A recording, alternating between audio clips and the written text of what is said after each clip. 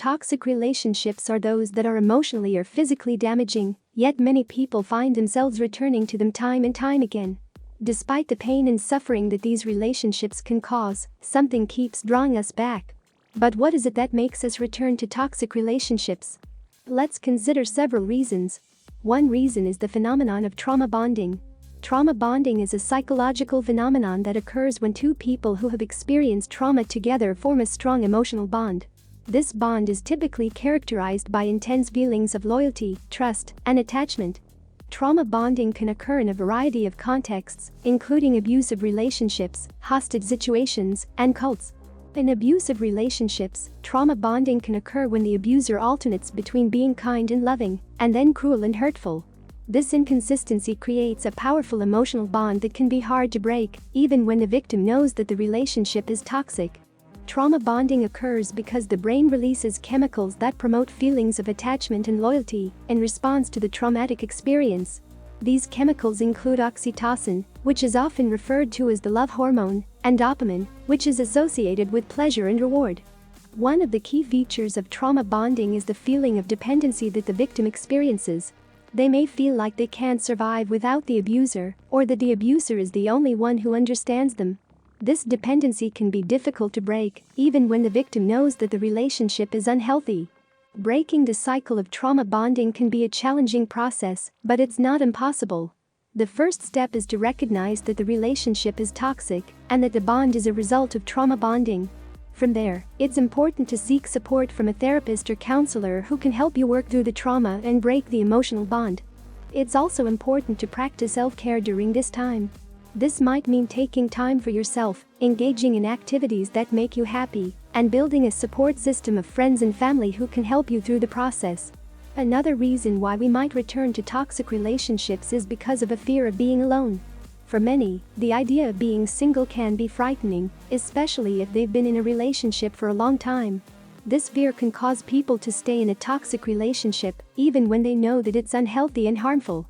One reason for this fear is the belief that being in a relationship is necessary for happiness and fulfillment. This belief can be reinforced by societal norms that place a high value on romantic relationships and often portray being single as undesirable or lonely. As a result, some people may feel like they need to be in a relationship to be happy, and the idea of being single can be scary and unfamiliar. Another reason for the fear of being alone is the idea that being single means being vulnerable or exposed. In a toxic relationship, the abuser may use tactics like gaslighting or manipulation to make the victim feel like they can't trust themselves or their own perceptions.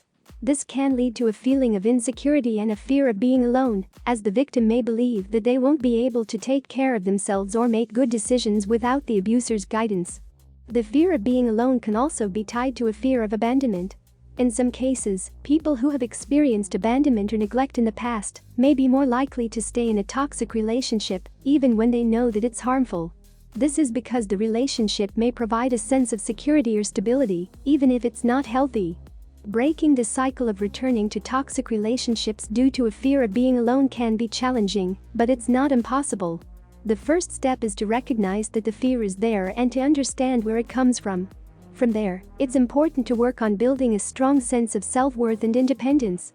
This might include engaging in activities that make you feel good about yourself, building a support system of friends and family, and seeking out professional help if necessary. Low self-esteem can also play a role in why we return to toxic relationships. In a toxic relationship, the abuser may use tactics like criticism, blame, and manipulation to erode the victim's sense of self-worth and self-esteem. This can make it difficult for the victim to leave the relationship, even when they know that it's unhealthy. Low self-esteem can manifest in a variety of ways. For example, the victim may believe that they deserve to be treated poorly, or that they can't do any better than their current partner. They may also feel like they're not good enough or that they don't deserve to be loved or respected. These negative beliefs can be reinforced by the abuser, who may use them to justify their abusive behavior. In some cases, people with low self-esteem may also have a pattern of seeking out relationships that are unhealthy or abusive. This may be because they don't believe that they deserve anything better, or because they're more likely to tolerate mistreatment from others.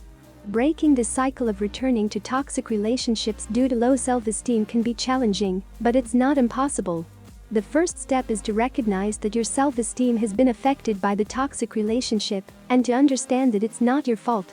From there, it's important to work on building a strong sense of self-worth and self-respect. This might involve engaging in activities that make you feel good about yourself, setting boundaries with others, and seeking out professional help if necessary. It's also important to recognize that you deserve to be treated with kindness and respect, and to surround yourself with people who support and uplift you.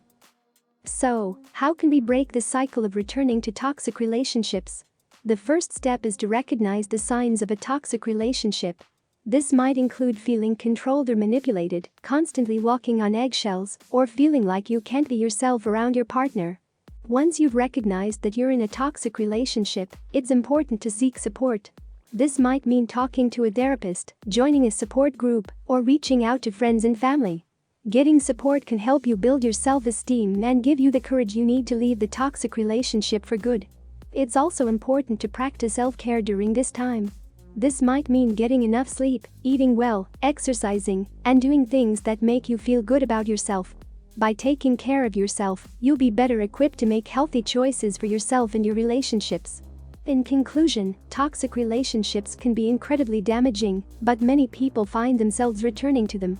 By recognizing the signs of a toxic relationship, seeking support, and practicing self-care, you can break the cycle and build healthier relationships in the future.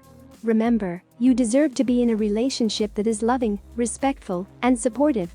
That's all for now. Take care of your health and your inner world.